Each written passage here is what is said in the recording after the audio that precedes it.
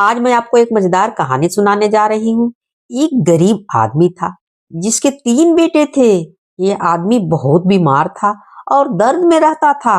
एक दिन उसने अपने तीनों बेटों को बुलाया और बोला, मेरे बेटो, तुम खुद देख रहे हो कि मैं बहुत बीमार हूँ और मरने वाला हूँ, और मुझे बहुत अफसोस है कि मेरे पास तुम लोगों को देने के लिए कुछ भी नहीं है। मैं बस तुम लोगों से इतना कहना चाहता हूँ कि तुम लोग अच्छे इंसान बनकर रहना और ऐसे ही काम करते रहना जैसे कि मैं करता हूँ। भगवान तुम्हारी सहायता जरूर करेंगे। और इतना कहकर वो आदमी मर गया। सबसे बड़े लड़के ने कहा, चलो बाहर आज चलकर कहीं काम ढूंढते हैं, जैसा कि पिताजी ने कहा है। सब तीनों दुनिया में अपनी रोजी रोटी कमाने के लिए बाहर निकल गए। चलते चलते जब रात हुई तो उन्होंने देखा कि वे एक बहुत सुंदर महल के पास खड़े हैं। सो रात को सोने के लिए उन्होंने उस महल का दरवाजा खटखटाया। उन्होंने आवाज भी लगाई और चारों तरफ देखा भी, पर वहां उसको कोई भी दिखाई नहीं दिया। सो वे लोग अंदर चले गए। उन्होंने अंदर जाकर देखा तो अंदर एक मेज पर बहुत अच्छे अच्छे खाने सजे हुए थे। उन खानों को देखकर वे आश्चर्य रह गए। पर फिर सबसे बड़ा बेटा बोला, क्योंकि घर में कोई भी नहीं है तो चलो बैठकर खाना खाते हैं। अगर कोई आएगा भी तो हम उससे इजाजत मांग लेंगे। सो वे तीनों खाना खाने बैठ गए। उन्होंने पेट भरकर खाना खाया और मन भरकर पिया। खा पीकर वे महल देखने के लिए निकले। घूमते घूमते एक कमरे में आए जिसमें एक पलंग बिछा हुआ था और उसके ऊपर फूलों की माला पड़ी हुई थी। फिर वे एक दूसरे कमरे में आए, उसमें भी एक पलंग था और उसके ऊपर सोने की पत्तियां का सिंहासन लगा हुआ था। लड़कों ने आपस में कहा, ऐसा लगता है कि यह पलंग हमारे लिए ही लगे हैं, सो इन पर सोया जाए। उन्होंने अपने अपने सोने के लिए एक एक कमरा चुन लिया। सबसे बड़े लड़के ने कहा, ध्यान रखना कि तुम लोग यहाँ से जाने के लिए सुबह सवेरे जल्दी ही उठ जाना। मैं यहाँ से जाने के लिए किसी का इंतजार नहीं करूंगा, समझे? सुबह को सबसे बड़ा लड़का काफी जल्दी उठ गया और किसी से बिना कुछ कहे ही वहां से चला गया। हालांकि ये उसके लिए कुछ अजीब सी बात थी, क्योंकि वह ऐसा कभी करता नहीं था। जब बीच वाला लड़का उठा तो वह अपने बड़े भाई के कमरे में उसको देखने के लिए गया। वहां जाकर उसने देखा तो वो वहां था ही नहीं, वो वहां से चला गया था। सो वह भी तैयार हुआ और वह भी घर छोड़कर चला गया। सबसे छोटा भाई काफी देर तक सोता रहा। जब वह उठा तो उसने देखा कि उसके दोनों भाई तो पहले ही जा चुके हैं। फिर उसने देखा कि मेज पर नाश्ता लगा हुआ है। सो उसने नाश्ता किया और बाहर देखने के लिए खिड़की पर जा खड़ा हुआ। उसके सामने बहुत सुंदर बागीचा था। उसको लगा कि उसे उस बागीचे को जाकर देखना चाहिए। सबसे छोटा भाई, जिसका नाम सेंट्रिनो था, एक बहुत ही सुंदर नौजवान था। वह उस बागीचे में घूम रहा था तो उस रास्ते के आखिर में जिस पर वह चल रहा था उसको एक बड़ा सा तालाब दिखाई दिया। उस तालाब में पानी की सतह के ऊपर गर्दन तक एक सुंदर लड़की का सिर निकला हुआ था, जो बिल्कुल भी नहीं हिल रहा था। सेंट्रिनो ने आश्चर्य से बोला, मैम, आप यहाँ क्या कर रही हैं? लड़की ने जवाब दिया, तुम तो भगवान के भेजे हुए नौजवान लग रहे हो। मैं सोने की 3 पहाड़ों की रानी हूँ। मेरे ऊपर जादू डाल दिया गया था कि मैं तब तक यहीं पानी में रहूं जब तक कि मैं किसी ऐसे आदमी से न मिलूं जो कि इतना हिम्मत हो, जो इस महल में 3 रात लगातार सो सके। सेंट्रिनो ने जवाब दिया, अगर तुम्हारा जादू तोड़ने के लिए ही कुछ करना है तो मैं खुद यहाँ लगातार 3 दिन तक सोऊंगा। तुम बिल्कुल चिंता न करो। लड़की बोली, जो भी यहाँ लगातार 3 दिनों तक सोएगा मैं उस आदमी से शादी कर लूंगी। जब तुम यहाँ सोओगे तो तुमको अगर कुछ सुनाई दे या जंगली जानवर अपने कमरे में आते दिखाई दे तो तुम डरना नहीं। अगर तुम जहाँ होगे वहीं रहोगे तो तुमको छुएंगे भी नहीं और तुम्हारे पास से चले जाएंगे।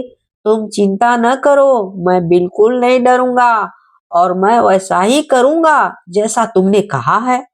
रात को सेंट्रिनो ने सोने के लिए चला गया। जैसे ही रात के 12 बजे उसे कुछ आवाजें सुनाई दी तो उसको लगा कि वह तो जंगली जानवर के चिल्लाने की आवाजें थी। सेंट्रिनो ने सोचा कि अब वह देखेगा कि वहां क्या होता है। इतने में उसके कमरे में भेड़िया, भालू, चीले, सांप और अनगिनत दूसरे किस्म के जंगली और बहुत भयानक जानवर आकर उसके पलंग के चारों तरफ इकट्ठा हो गए। पर सैंड्रिनो ने बिल्कुल भी नहीं डरा। कुछ पल में ही वे सब जानवर वहां से बाहर चले गए और बस उसके जाने के बाद सब कुछ शांत हो गया। सुबह होने पर वह लड़का तालाब पर वापस आया। उसने देखा कि रानी अब पानी से कमर तक बाहर निकल आई है। वह बहुत खुश थी और उसकी बहुत तारीफ कर रही थी। अगली रात को सेंड्रीनो के कमरे में और ज्यादा जानवरों का संगति गूंज उठा, पर उस रात भी डरा नहीं और चुपचाप वहीं लेटा रहा। अगली सुबह जब वह तालाब पर आया तो रानी केवल आधा टांग तक ही पानी में थी। उस दिन तो रानी ने उसकी तारीफ में आसमान तक पुल बांध दिए। सेंड्रीनो ने मुस्कुराता हुआ नाश्ते के लिए चला गया। आज उसके वहां सोने की आखिरी रात थी। उस रात जानवर बहुत जोर से चिल्लाए और उसके पलंग के बहुत पास भी आ गए, पर उस दिन भी सेंट्रिनो डरा नहीं और वे उसे ऐसे का वैसे ही छोड़कर चले गए। अगले दिन सुबह जब वह तालाब पर गया तो रानी के केवल पैर ही पानी में थे। उसने रानी का हाथ पकड़ा और उसको तालाब से बाहर निकाल दिया। रानी की दासियां भी वहां आ गईं और फिर सब लोग नाश्ता के लिए चले गए। 3 दिन के बाद भी उनकी शादी की तारीख भी पक्की हो गई। शादी के दिन सुबह रानी ने सेंड्रिनो से कहा, शादी से पहले मैं तुमको एक बहुत जरूरी बात बता देना चाहती हूँ।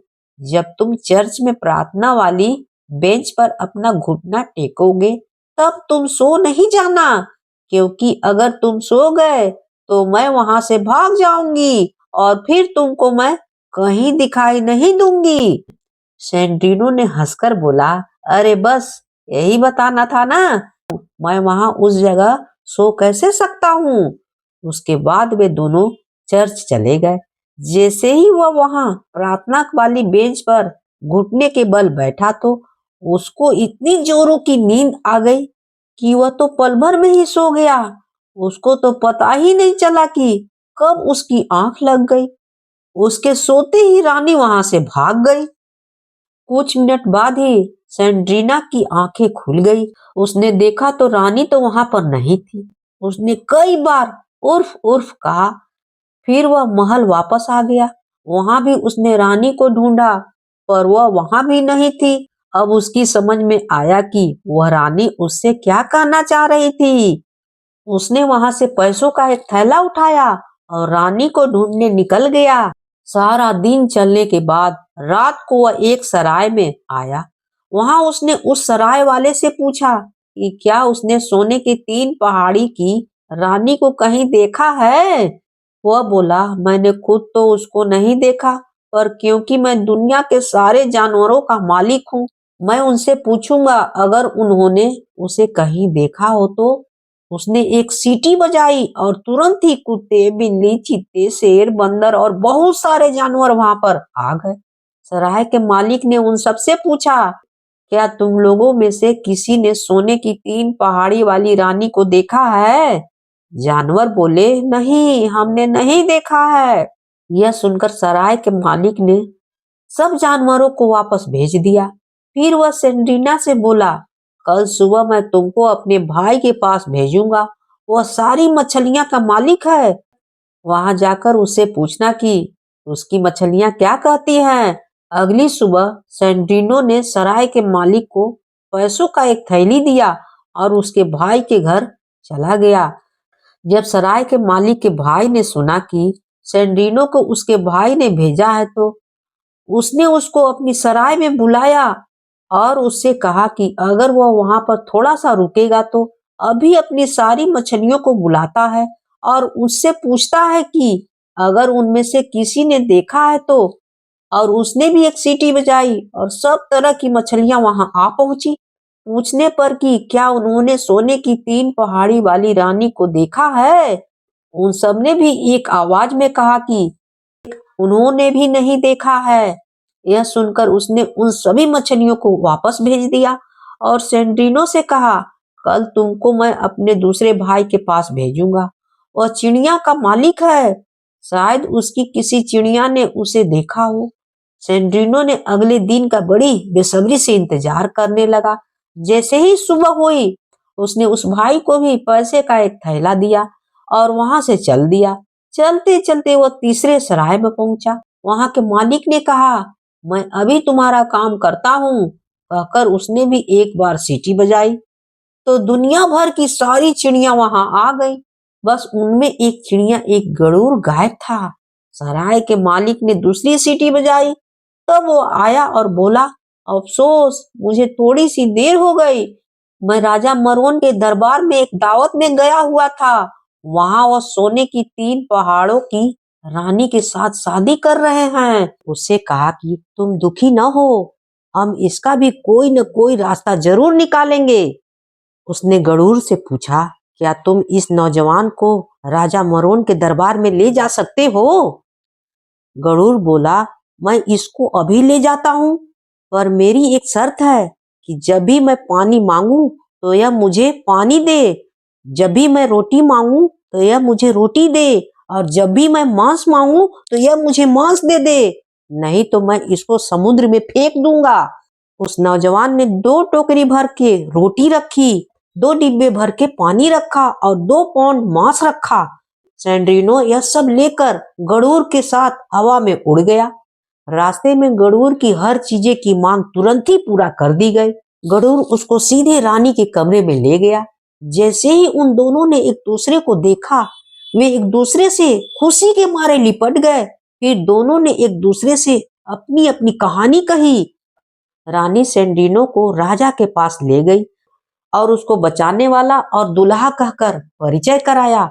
राजा ने भी सोचा कि यह नौजवान तो उसकी लड़की के लिए बिल्कुल ठीक दूल्हा है। सो उसने उन दोनों की शादी की घोषणा कर दी और शादी की तैयारियां शुरू कर दी गई। दोनों की शादी हो गई। शादी की ये तैयारियां और खुशियां 1 महीने और 1 हफ्ते तक चली। शादी के बाद वे दोनों खुशी खुशी रहने लगे। अगर कहानी अच्छी लगी हो तो please like share and subscribe जरूर कीजिएगा। कहानी होती है समाप्त।